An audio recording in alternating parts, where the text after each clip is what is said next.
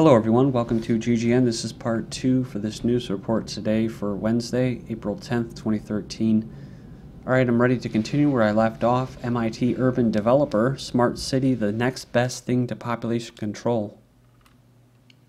So it says here from explosivereports.com, MIT urban development head asserts that Agenda 21 smart cities are the best alternative to outright population control.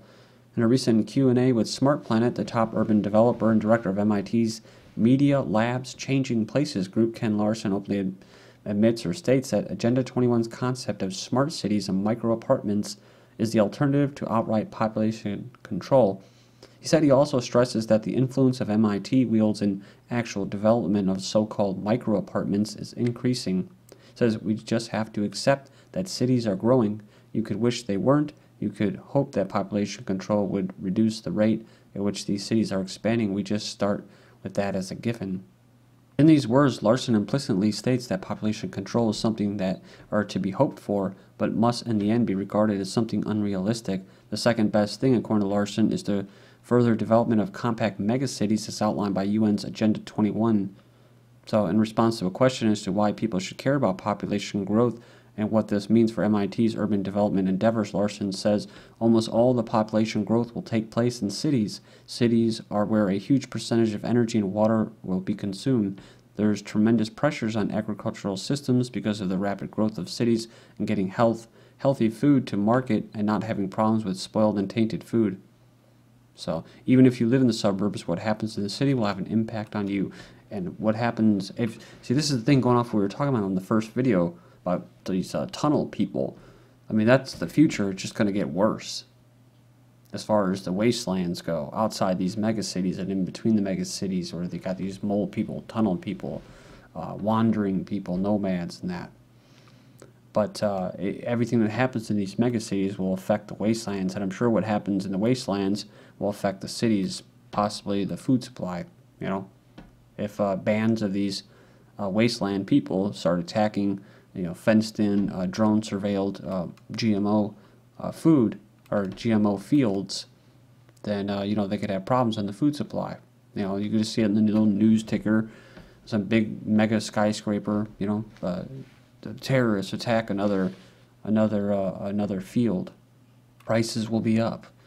Going along with this too, just want to throw out there, I had two articles about drones being used by PETA to stealth hunters, and then in Russia they were talking about all out banning hunting. So I think that kind of falls under the guise of Agenda 21 as well. New school regulations start teaching climate change. So this is not anything new. This is being done already in schools, and it has been for some time. Standards formulated by 26 states and re-educators.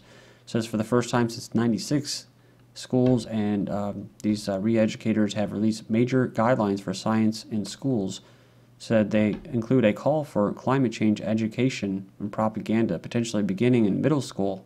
They strongly urge schools to teach evolution. So goes on here, says those states don't have to follow the rules. 26 are seriously considering them. They said the amount of material devoted to climate change has been cut by a third, and the final draft isn't as clear on human involvement in climate change.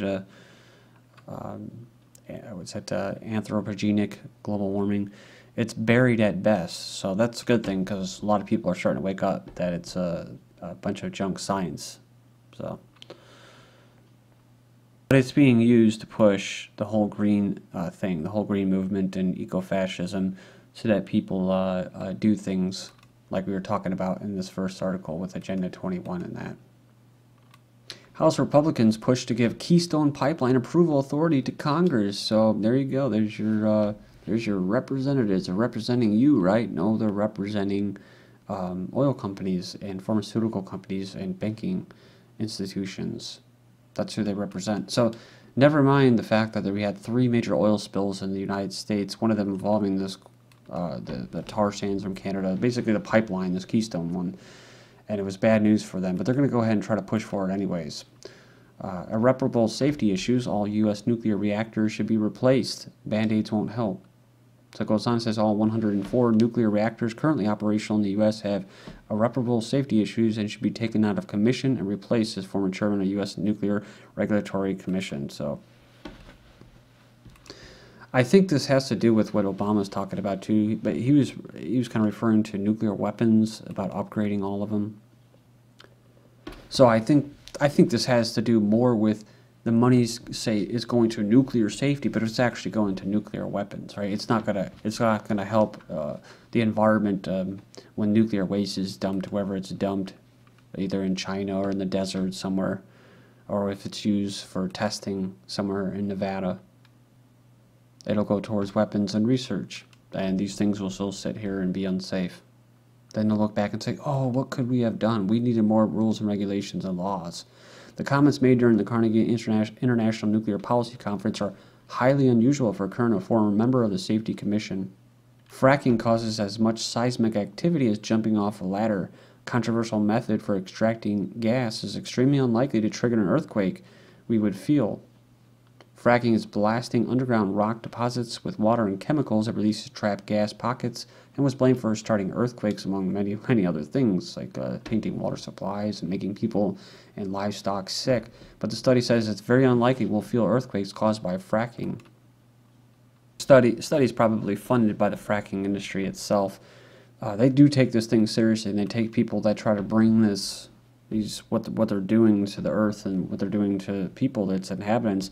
They don't like people bringing that stuff to light. That's why I said they treat them as insurgents, is basically very dangerous people. After examining hundreds of thousands of gas extraction operations, the scientists found only 3 instances where resulting shocks could be detected by residents above. So moving on here, new Interior Secretary Sally Jewell, Senate confirmed CEO of company specializing in outdoor gear. President Obama's choice for the next Interior Secretary sailed through a Senate confirmation, so 87 to 11. So 57 years old will replace the head of the department, oversees 500 million acres of parks and public lands. She has an interesting resume. I think you guys would think it's interesting. She is currently CEO of the huge outdoor company REI, but it goes on here and says previously she worked as a petroleum engineer and a commercial banker. So, and she's the first female, blah, blah, blah, right? Professor at public university under investigation for allegedly forcing students to make anti-gun posters. A professor at a public university in Texas is underway investigation from school administrators for allegedly forcing students in her graphic design class to create anti-gun posters for a personal anti-gun campaign she had launched. The Midwestern State University provost and vice president for academic affairs to the campus said Friday that the school has launched an investigation into the professor. So this is after a student filed a complaint. So the professor used the artwork students created online to publicize an anti-gun petition entitled MSU is Anti-Concealed Carry on Campus, and now a deleted Facebook page opposing firearms, says the complaint. Moving on next, we have Connecticut father's stunning claim. Son's school is teaching that Americans don't have the right to bear arms. Connecticut father is accusing the son's school district of teaching children that Americans do not have a constitutional right to bear arms. Claimed that the child, an 8th grader, was given a social studies worksheet that is anti-Second Amendment in nature, or at least opposed to conservative view of the provision. The worksheet provides additional parameters to which the constitutional provision should be viewed. It goes on and says that the Second Amendment is not incorporated against the states. This means that the rights of this amendment are not extended to the individual citizens of states, so a person has no right to complain about a Second Amendment violation by state laws. Then we have warning others about oppression is anti-government crap. Klein supports democide, but says you are paranoid if you question government. And apparent on MSNBC's Chris Matthews show, Hardball, this past weekend, Time columnist Joe Klein declared that anyone who fears their government may be becoming oppressive is anti-American. He took an aim at gun owners, asking, what do they need all those bullets for? I guess they just don't feel very strong. He then said that the U.S. has become a lot more wimpy as a nation because these gun advocates at the NRA want these semi-automatic weapons. When Matthews asked Klein to speak about the cowboy culture, Klein replied by saying, well, I think that's at the root of it, but there's something else that's going on really dangerous, that it's festering sense that we need to have semi-automatic weapons because the government in Washington is about to oppress us. Says, and this is paranoia that these groups like the NRA, like I said before, they represent the arms industry. They don't represent individual, sovereign individuals, Americans, gun owners. So they feed this crap, and it is really anti-American. And I actually wonder if the whole reason, because I don't know if they're going to come for our guns per se anytime soon. But it just seems like because of the amount of guns and ammunition that's been sold under Obama's reign has just been enormous. I mean, like, what is it, 3-4-fold? So, I mean, they're making out like bandits. I've already mentioned this many a times. So they're flooding them. They're flooding the society with with a lot more guns and ammunition, and it just makes me wonder if they're doing this on purpose, to just turn it loose so they could just look. So when stuff like that happens, where like these stories about the 4-year-old accidentally shooting his friend and stuff like that, they'll just point to that, and eventually people will just be like, oh, enough is enough. So it's always that enough is enough strategy, I think, that they're always trying to do or work with, and so that even people like myself or you will be like, enough is enough.